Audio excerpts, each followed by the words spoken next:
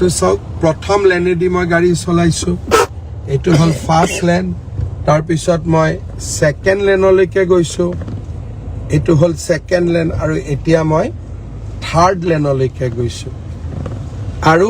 এইটো হল উত্তৰ গুৱাহাটীৰ পৰা অহাৰ ৰাস্তা কিন্তু যেতিয়া মই যাম তেতিয়া মই আনফালেও মোৰ বাওঁফালে মই আৰু তিনিটা লেন পাবলৈ সক্ষম আৰু এই ধৰণে আমাৰ গুৱাহাটীৰ আমাৰ ভাস্কৰ বৰ্মাৰ সেতু আপোনালোকৰ কাৰণে সাজু হৈ উঠিছে 14 তাৰিখে প্ৰধানমন্ত্ৰী নৰেন্দ্ৰ মোদী ডাঙৰীয়াই এই সেতুখন উদ্বোধন কৰিব আপোনালোক সকলোৱে উদ্বোধনী অনুষ্ঠান চাব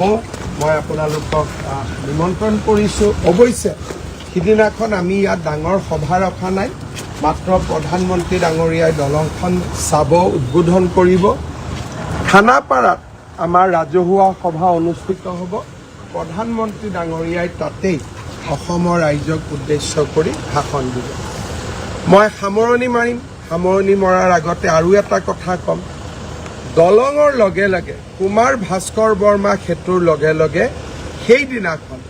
প্ৰধানমন্ত্ৰী নৰেন্দ্ৰ মোদী ডাঙৰীয়াই ইণ্ডিয়ান ইনষ্টিটিউট অফ মেনেজমেণ্ট গুৱাহাটীৰো শুভ উদ্বোধন কৰিব অসমৰ বাবে ই এটা স্বৰ্ণীল যুগ আমি অসমৰ যুৱ প্ৰজন্মই সংকল্প ল'ব লাগে যে যিখন অসম আজি আমি দেখা পাইছো আমাৰ পটেনচিয়েল ইয়াতকৈ বহুত বেছি আপোনালোকে চিন্তা কৰক কেইদিনমান পিছত গুৱাহাটীত ৰিং ৰোড হ'ব নাৰেংগী কুৰুৱাৰ ওপৰতো এনেকুৱা এখন দলং পলাশবাৰী শুৱালকুছিৰ ওপৰত এনেকুৱা এখন দলং অলপ আগুৱাই যাম কাজিৰঙাৰ ওপৰত 34 কিলোমিটাৰৰ এলিভেটেড কৰিডৰ যোৰহাট আৰু গুৱাহাটীৰ মাজত দূৰত্ব 1 ঘণ্টা কমি যাব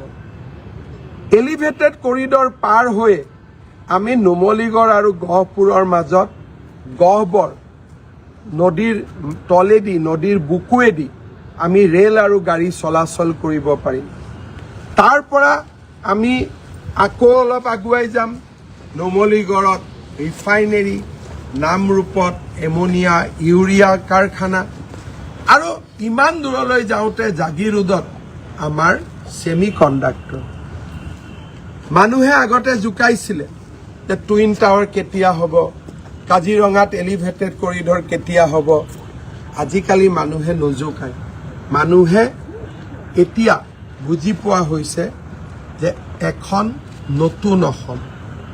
অগ্ৰণী অসম অটল অসম অনিৰুদ্ধ যাত্ৰাৰে আগবঢ়া অসম এখন আমি সকলোৱে মিলি নিৰ্মাণ কৰিছোঁ আমাৰ অসম অটল অসম আমাৰ অসম